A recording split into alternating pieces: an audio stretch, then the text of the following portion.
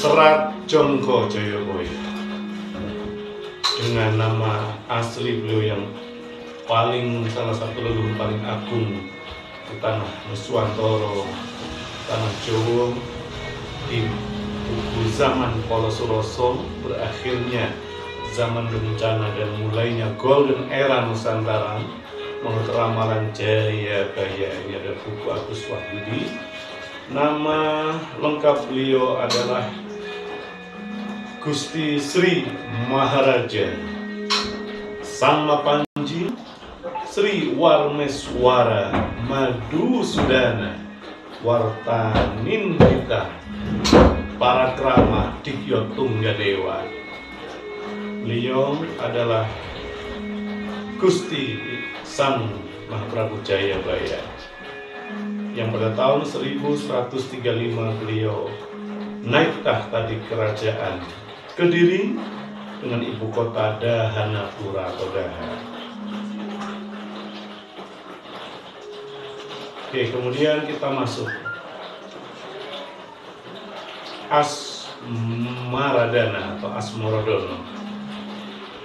Kitab Musarar Inganggit Duk Sang Prabu Joyoboyo ing Kediri Kedatone Ratu Agagah Prakoso tan ono kang malangso parang muko samyo teluk pan sami ajri sadoyo. Kitab Musarar ini digubah ketika Sang Prabu Jayabaya bertahta di kerajaan Kediri, seorang raja yang gagah perkasa, tak ada yang menghalangi, setiap musuh tunduk takluk sebab semua takut kepadanya. Milane sinuwun sakti Betara Wisnu punika anitis ana ing kene ing Sang Prabu Joyoboyo.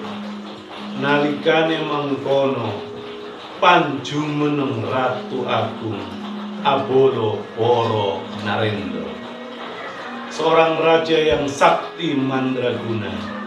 Batara Wisnu akan menitis ke dalam dirinya. Sang Prabu Jayabaya syahdan pada masa itu bertahta sebagai Raja Agung yang membawahi para raja. Pusnyo mangkono winarni lami-lami apa putro jalu apekik putrane apantes sampun dewoso ing ngadekaken raja pagedongan tanahipun langkung arjo kang negara. Pada akhirnya juga Prabu Jayabaya memiliki putra, seorang laki-laki yang tampan. Setelah tumbuh dewasa diangkat sebagai raja, berkuasa di wilayah Pagedongan, sangat makmur negara itu. Maksihe Bopo Anunggih langkung suko ingkang romo. Sang Prabu Joyoboyoni duk semono cinarito pan arso katamian rojo pandito saking rum nama Sultan Maulana. Ayah beserta sang ibu sangatlah bahagia karenanya. Sang Prabu Jayabaya suatu ketika terkisahkan kedatangan seorang tamu ulama bangsawan dari negara Rum yang bernama Sultan Maulana. Ngali sang sucen kang nami sapraptane sinambrono kalawan pangapektine kalangkung sinumbo subo rehning tamian rojo lan seje jinis puniko menang lamun murmaton. Dia bernama Ali Syamsuzair. Kedatangannya disambut baik dengan segenap penghormatan. Sangat besar penyambutan itu karena dia seorang bangsawan dari negeri manca yang memang pantas dihormati. Puslunggah atau tosami nuli mau angandiko jeng Sultan Ngali Samsujen. Sang Prabu Joyoboyo tatkala toyo api tutur ing sirku kandhane kitab Musarar. Setelah duduk teratur, lantas berkatalah Sultan Ali Syamsuddin, "Duh Sang Prabu Jayabaya, izinkan saya untuk memberikan petuah pada Paduka tentang isi kitab Musara. Prakara tingkahe nenggih, kariping telulan poro, nuli cepet ke Prabone, denetan nuli senelan, liyane teko poro, Sang Prabu lajeng andeku, wus tekan titah Betara." Adapun isinya adalah bahwa kelanjutan negara ini tinggal 3 raja lagi. Lantas surut kejayaan kerajaan digantikan oleh penguasa lain yang bertahta menjadi raja. Prabu Jayabaya menerima petuah itu karena dia paham kehendak dewata. Nuli angguru sayekti Sang Prabu Jayabaya mring Sang Prabu Raja Panditane, rasane kitab Musara wis tunumplak sedaya lan enget wewangenipun yen kantun nitis ping 3. Sang Prabu Jayabaya lantas berguru dengan kesungguhan kepada sang ulama bangsawan ini. Makna dari kitab Musara sudah dijabarkan semuanya. Selalu diingat petuah itu, dia tinggal menurunkan raja 3 kali.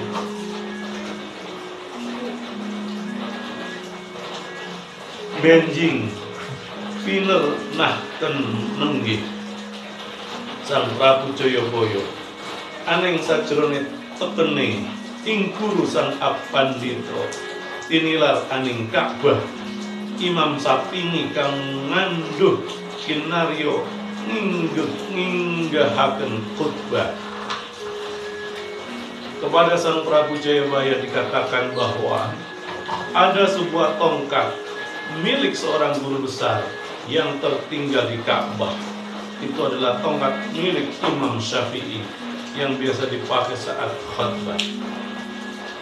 Ecis wesi udarati ing tembe ana molana lan cucu Rasul Jatini alunga mring tanah Jawa. Nggawa ecis punika kinarya duwung punika dadi punden bekal Jawa. Tongkat besi itu bernama Udarati. Kelak ada seorang maulana yang masih keturunan Rasul berkelana ke tanah Jawa dengan membawa tongkat itu. Sang perantau itu kelak menjadi pepunden atau junjungan di tanah Jawa.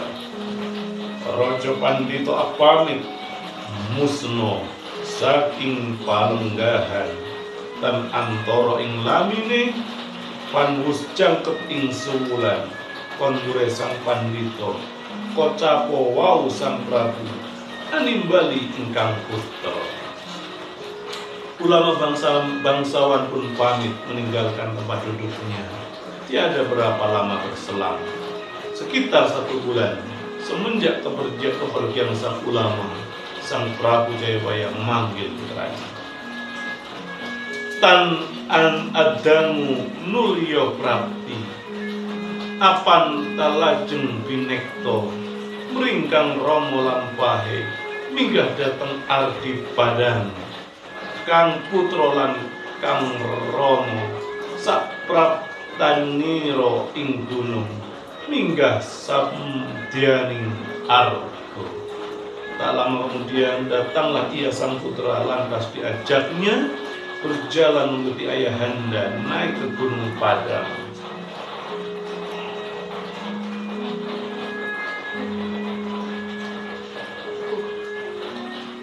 Sang putra dan sang ayah setibanya di gunung itu lantas mendaki menuju puncak gunung. Wonten to ajar satunggil anama Ajar Subroto pan arsa metuk lampahe mring Sang Prabu Jayabaya. Ratu kang namur lampah tur titis Batara Wisnu jalma Prabu Jayabaya. Ada seorang ajar atau guru di sana bernama Ajar Subrata.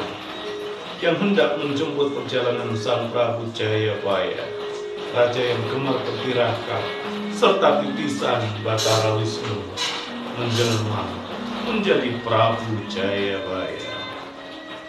Satyo Sang Jayabaya ji waspada reh samar-samar, kinawruhan sadurunge lakune jagat karana tindake raja-raja saturute laku putus kalawan gaib sasmito. Sang Prabu Jayabaya sendiri sadar kalau ada yang menjemput. Dia sudah tahu sebelum kejadian. Sebagai satu kelebihan dirinya, sebagaimana rajanya para raja yang tak putus bertirakat hingga mendapat anugerah isyarat gaib. Yang Islamu kati Nabi Ri Sang Aji Jayabaya cangkramu arti wusuwe apanggil lawan ajar ing gunung Padang awindon tapane guntur dadi barang kang cinipto. Kalau dia Islam layak menjadi nabi, itulah Sang Aji Jayabaya.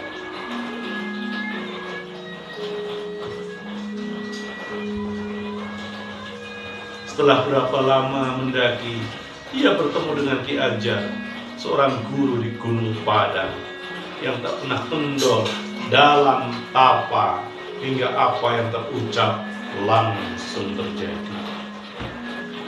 Gupuk medhok ngacara enani wus toto denyo alenggah Ajar angundang endani siji nyunggi kang rampadan isine warna-warna sabto warna kang sesuku kawolu lawan ni endang.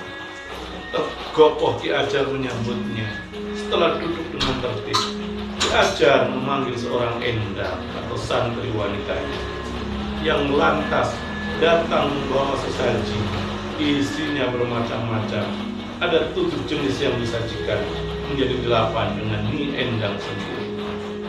Juwadah kehe satakir lan bawang putih satalam, kembang melati sacondong, kalawan getih sapitra, lawan kunir sarimpang, lawan kajar sauwit iku kang sacondong, kembang modern.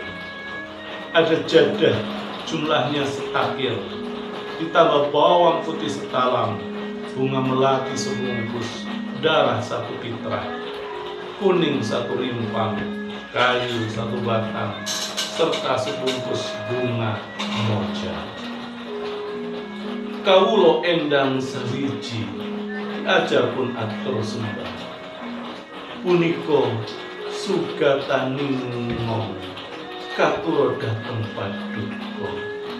Sang Prabu Jayabaya awas deniro andul sedet anarik cerita. Endang menjadi yang ke-8. Ki Ajar lantaran mengaturkan sembah. Inilah suguhan dari hampa tergatur untuk paduka.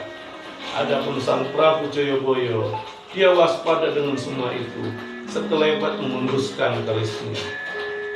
Kinoco Ki Ajar mati, endange tinuwuk pejah, duwung sinarungken age. Cantri sami lumajar, ajrih dateng Sang Noto, Sang Raja Putra Begetun, mulat soleh kang Rama. Ki Ajar ditikam hingga mati, endangnya juga ikut dibunuh, lalu keris disarungkan kembali. Para cantrik lari berhamburan takut kepada sang raja. Sang pangeran merasa menyesal kecewa dengan tindakan sang ayah. Arso matur putra ajrih, lajeng kondur sekalipun.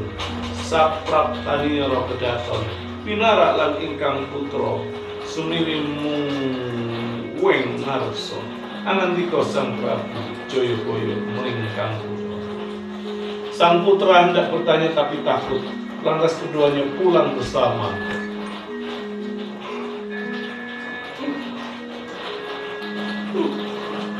Sesampainya di dalam istana, sang putra mampir ke kediaman ayahnya, memberanikan diri bertanya. Akhirnya berkatalah Sang Mahaprabu Jayabaya kepada putranya, putra ning sun takaki sira weruh solahing ajar iya kang mati dening ngong adosa mring guru ning wang jeng Sultan Maulana ngali Samsudin tak iku duk masih sami nom-noman. Hai putraku, ketahuilah bahwa sang ajar yang mati di tanganku itu dia telah berdosa terhadap guruku yaitu Kanjeng Sultan Maulana Ali Samsudin ketika dia masih muda dulu.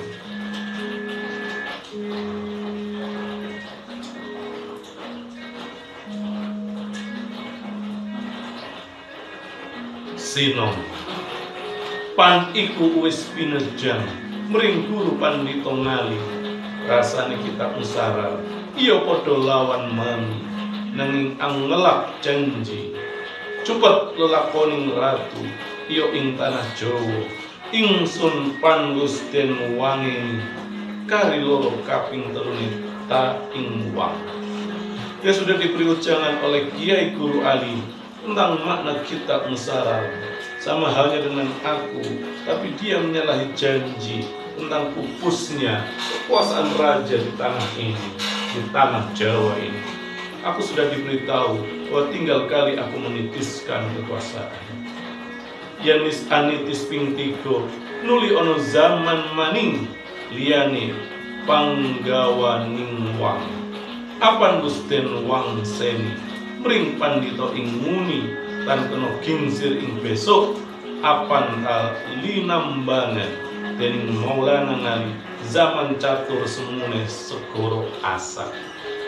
Kalau sudah menitis 3 kali kemudian akan ada zaman lagi, penguasanya bukan keturunanku.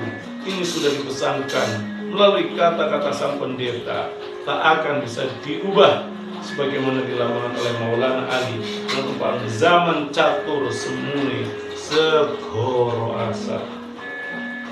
Mapan iku ing Jenggolo lawan iyo kang kadiri ing Singosaring Murawan patang ratu iku maksih tubuhan ingsun kaki mapan tadurung kaliru negarane Raharja rahayu kang bumi-bumi pun wus punang anggempur kang dora-coro. Kekuasaan itu bertempat di Jenggala, juga di daerah Kediri, juga di Singosari dan Murawan. Raja yang berkuasa di 4 negara itu semua masih keturunanku. Belum ada kesalahan. Negaranya makmur, sejahtera menghiasi bumi, sebab sudah mampu menyingkirkan kejahatan. Ing nalika satu swarsa rusake negara kaki kang ratu patang negara nulis salin alam malih ingsun nora duweni nora kena milu-milu pan ingsun wis binasa lan sedulur bapak kaki wis gaib prenahe panggonan ing wang. Setelah 100 tahun maka rusaklah negara-negara yang berjumlah 4 itu, lantas berganti alam lagi. Aku tidak lagi memiliki, tidak bisa ikut campur, dan aku sudah terpisah dengan sanak kerabat semua. Aku sudah gaib di tempat yang rahasia. Ono sakjroning kekarah ing tekene Gurumani kang nama Raja Pandhita Sultan Maulana Ngali Samsudin ikut kaki kawruhana ing tabesok saturuning turun niro nuli ono zaman maning Anderpati arane Polo Wiseso. Ada dalam sebuah petunjuk dari sebuah tongkat guruku yang berjuluk Raja Pendeta Sultan Maulana Ali.